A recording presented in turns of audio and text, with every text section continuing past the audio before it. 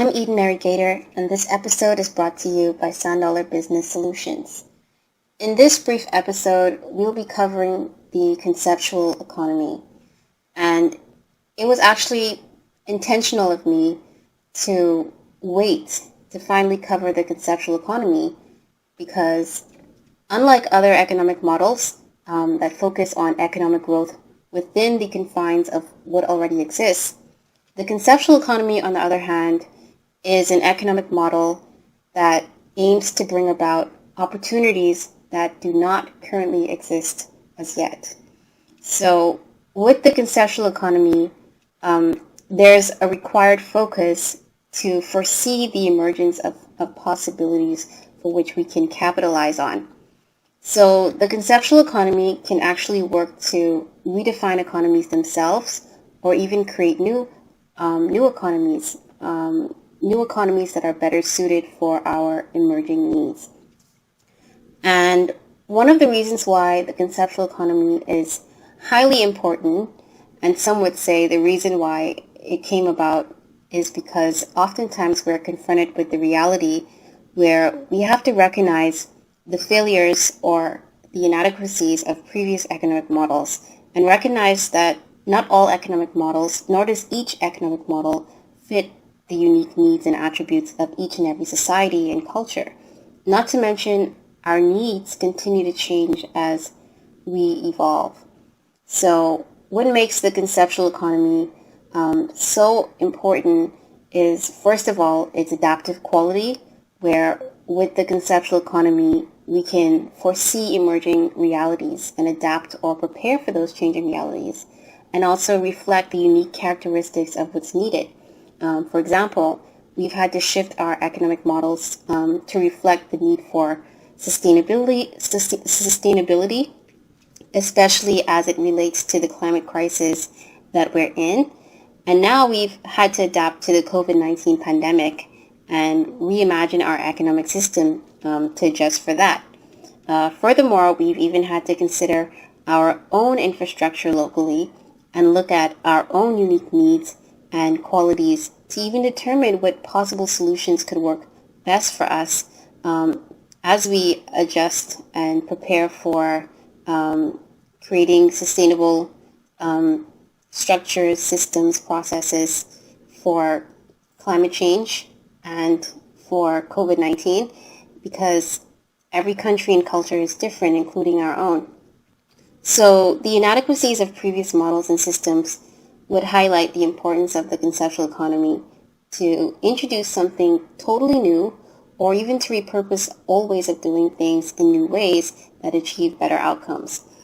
Now, what I believe to be the most incredible quality of the conceptual economy is this bold attempt to not just foresee future possibilities and adapt, but also the conceptual economy requires of us this bold attempt to create the future itself. And what I mean is, the conceptual economy actually embodies the saying that the only way to prepare for the future is to create it. And we could say that this is the main purpose of the conceptual economy.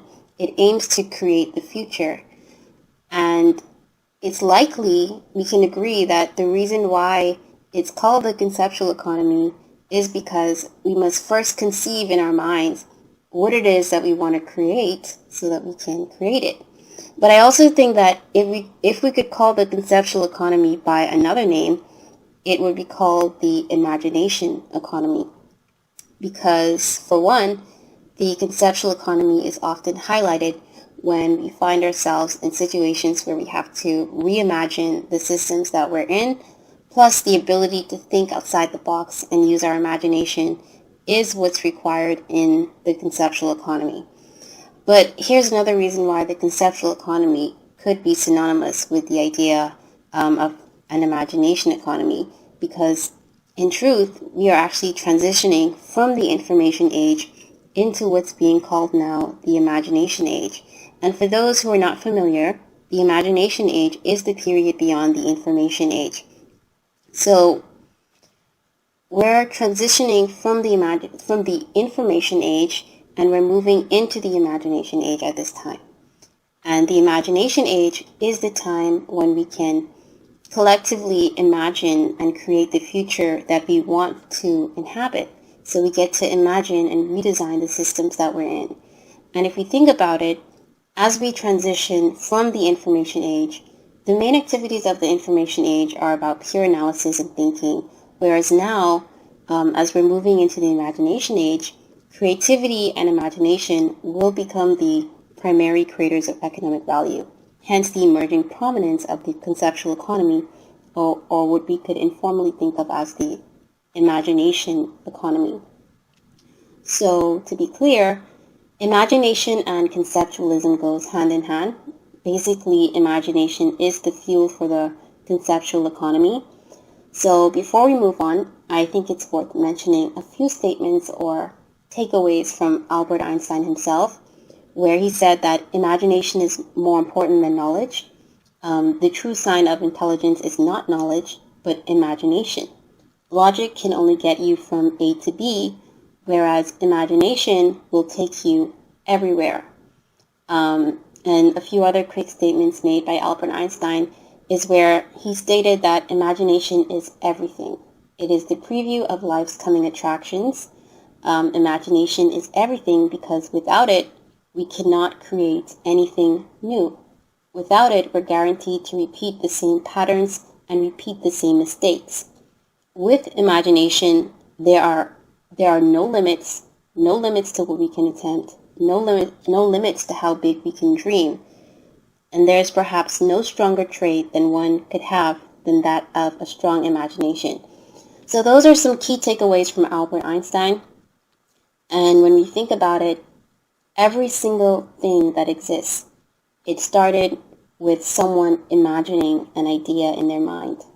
So creativity, imagination, and the ability to explore different possibilities that do not currently exist yet are absolutely essential and even beneficial for the careers and the roles that do not currently exist today.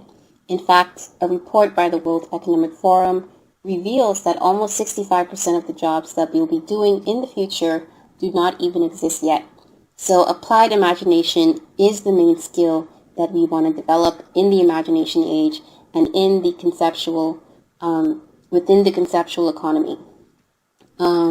However, we're still seeing the remains or the remnants of the industrial age right now in our current society. And many of us still operate in that way because most of us were raised and educated with an industrial era mindset. But what we can do now, especially as machines get better at taking over the repetitive jobs and jobs that can be automated, what we can do is we can start to shift our mindset more and more to think outside the box, or at least start to be more creative within existing ones. And the good thing about it is that everyone has an imagination. Everyone can imagine what it is they want to see, what it is they want to experience and create. But at the same time, we do have to be aware that even though everyone has the ability to imagine, every single idea that we get will either die in our mind or it can become stronger and gain momentum.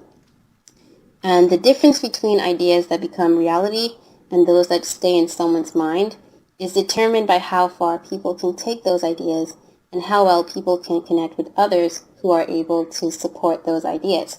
So it's important in the conceptual economy that we create and maintain environments that deliberately facilitate the sharing of ideas. Because in order for ideas to grow, they first need to be shared. And then we can work to improve the quality of those ideas through collaboration and through discussion.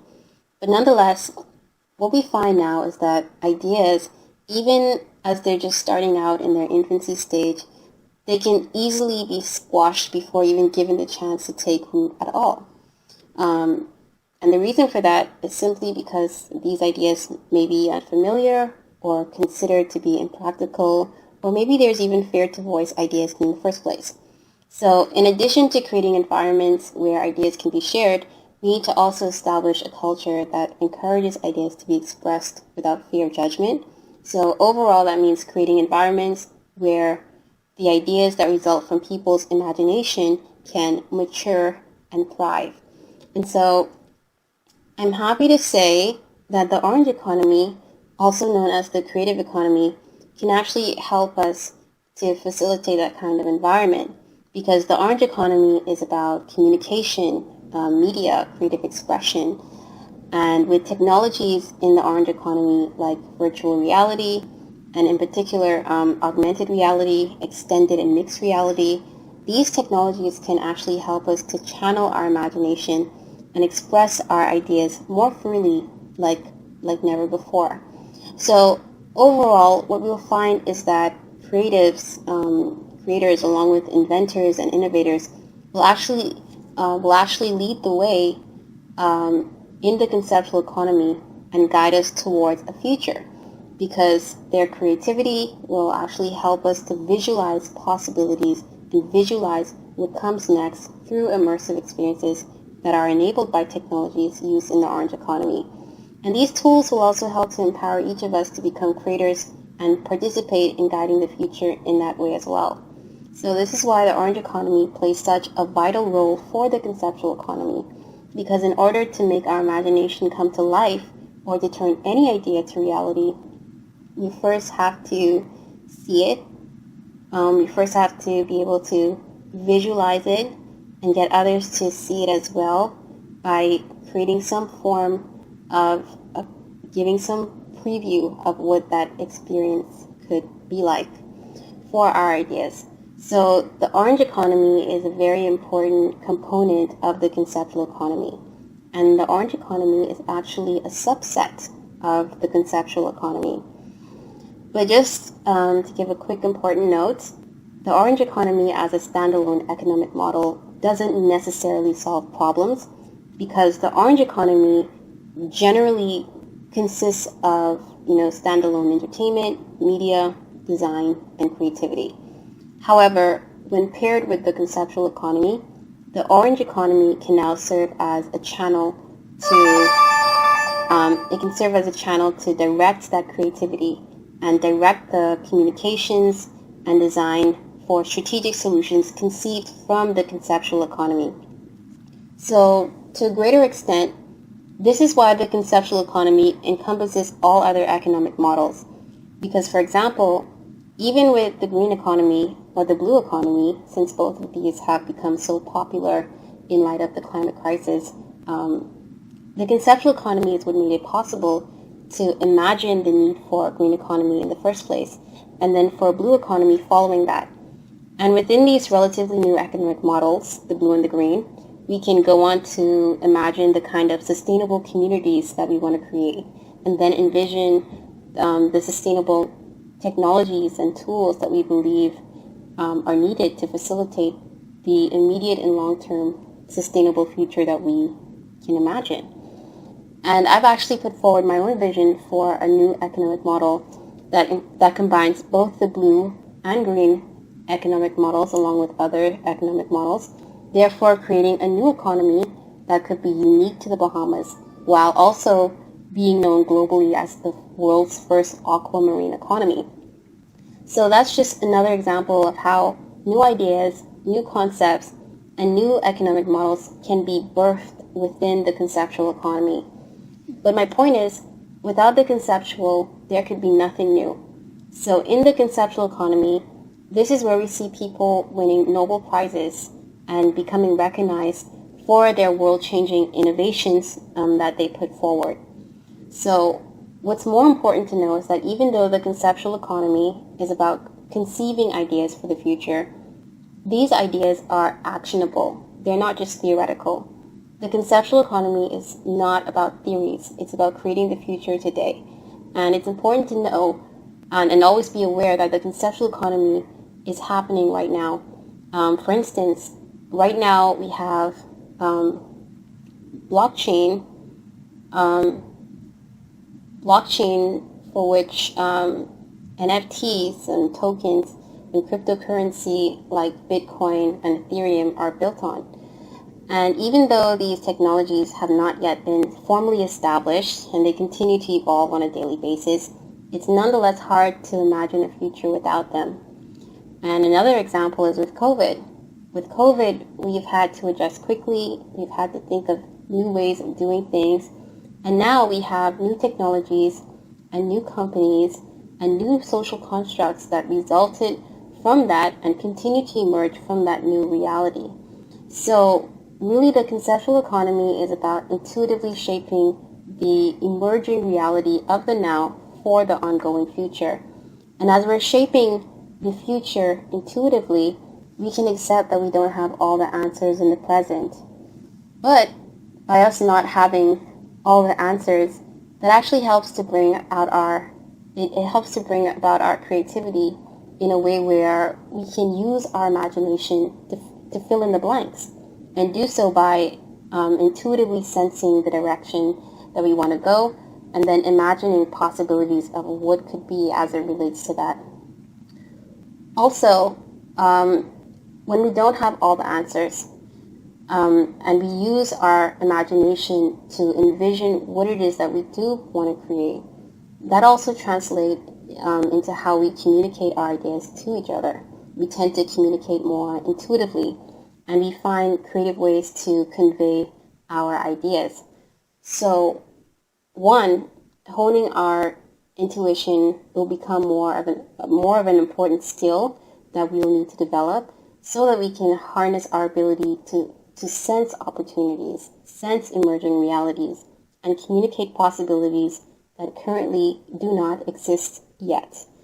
And as we transition further into the imagination age, and as we establish a culture that is more suited to generate the most benefits within a conceptual economy, then we're more likely to recognize that the conceptual economy allows for sustained human innovation. Because at that point, we're able to embrace being more human. And what I mean is, before and even now, we find ourselves having to be more industrial and analytical. But as we move into the conceptual, we're given total freedom to dream, to envision and create, to be more intuitive. So we're given the opportunity to explore our humanity, explore what that truly means, and redesign systems that support and nurture us in that way. Because right now, we can acknowledge that many systems within economic models today have failed and left us overworked, underemployed, and in many ways have confined us. But with the conceptual economy, we now have the opportunity to harness the capacity of all citizens at near zero marginal cost, because everyone has the ability to imagine the future they want to live in. Everyone can imagine the tools that will help us to get there, and imagine tools that will grant each of us the freedom to participate in designing that future collaboratively. And the result of that is where the true value comes from within the conceptual economy. So in the conceptual economy, we can explore what true value means to us, and we can seek to create more of that. And right now, we're starting to see ourselves shift more into that, where, as more people start to recognize the inadequacies of our current systems, we start to see more people even sacrifice their personal finances or become less driven by their employment needs, and instead become more driven by this intrinsic desire to bring forth the positive change that they can imagine for themselves and for others. So even though there's this challenge right now where many of us don't seem to have the time, or we can't seem to entertain new ideas that don't seem feasible or practical, that's only because we still operate as if we're still in the industrial era. We still operate as if we're too busy being the cogs in the wheels of our society, rather than reaching fully to the point where we are the masters and designers of our society. And even though we still operate as if we're still in the industrial era, we're actually in the knowledge era. Though sometimes knowledge workers are treated as though they're in an assembly line. But anyway, I actually believe that the knowledge economy will work to slingshot us from the industrial age mindset into the new conceptual age environment. Because in this knowledge era, one of the breakthroughs that will help to accelerate our transition into the imagination age will be artificial intelligence. And artificial intelligence will allow us to collaborate on ideas more efficiently. It is going to allow us to tap into our collective intelligence in a way where it would be more possible for us to be more equipped to collaborate on ideas across a wide range of industries that require specialized knowledge. And with tasks becoming automated with machines, and with us developing a general knowledge of how it all works, we can focus more to imagine how to either improve what already exists or create something entirely new and acquire new knowledge. So in that way, the collective intelligence continues to expand and we become more and more equipped to collaborate on new ideas. So artificial intelligence will definitely be a key technology that helps us transition fully into the imagination era and reap the full benefits within a conceptual economy.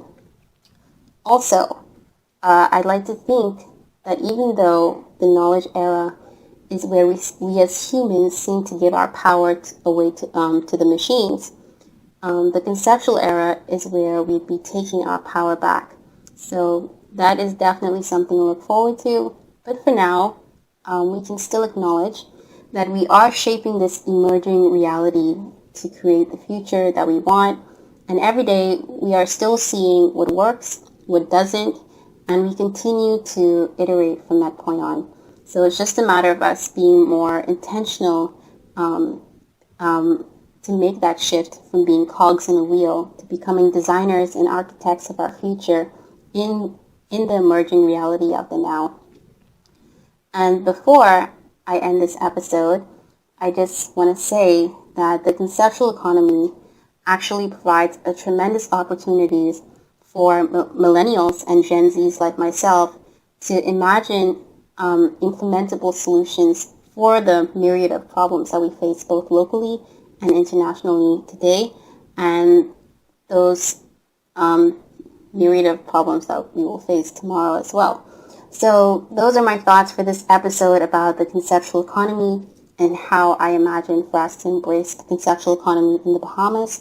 So now I invite you to comment your thoughts, share your ideas, and like or share this episode if you enjoyed it. And if you're interested to get started with a business in any of the economic models that I've covered in the series, then I invite you to contact our sponsor, Sand Dollar Business Solutions.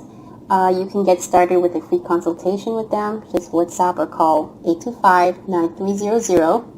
Or you can email innovate@sanddollarbusinesssolutions.com or visit sanddollarbusinesssolutions.com.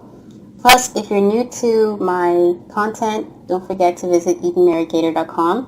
You can find links there to all of my social media, and you can choose there how you'd like to follow for new episodes. But until next time, I'm Eden Mary, and thanks for listening.